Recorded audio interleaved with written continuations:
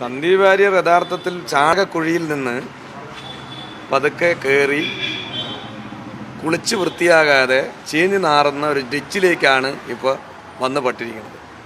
ഇതിനേക്കാളും നാറ്റമാണ് ഈ പട പേടിച്ച് പന്തളത്ത് പോയപ്പോൾ പന്തം കൊളുത്തി പട എന്ന് പറഞ്ഞ് കേട്ടിട്ടില്ലേ, അതുപോലെയാണ് സന്ദീപ് വാര്യറിൻ്റെ ഒരു അവസ്ഥ.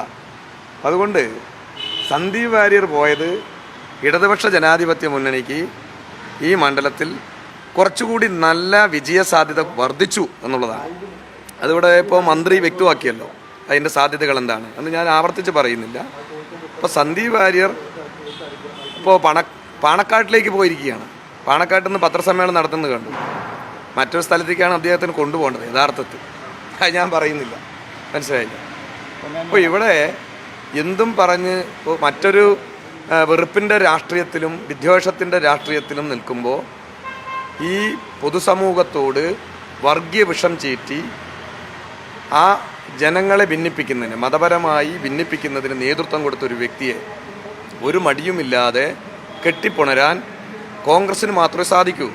എന്തുകൊണ്ടാണ് ചോദിച്ചാൽ കോൺഗ്രസ് എല്ലാ കാലത്തും മൃദു ഹിന്ദു പ്രീണന നയം സ്വീകരിക്കുന്നവരാണ്.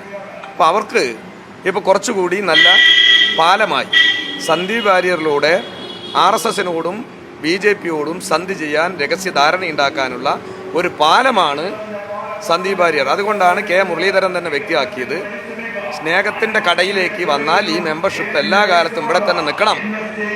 ഒരു മുതിർന്ന കോൺഗ്രസിൻ്റെ നേതാവാണ് പറഞ്ഞത്. അപ്പോൾ ആ കോൺഗ്രസിനകത്ത് തന്നെ ഇദ്ദേഹത്തെക്കുറിച്ച് ഒരു മതിപ്പുമില്ല, യാതൊരു തരത്തിൽ ഇദ്ദേഹം ഇവിടെ തന്നെ നിൽക്കുമെന്ന് ഉറപ്പുമില്ല എന്നുള്ളതാണ് വ്യക്തമാക്കുന്നത്.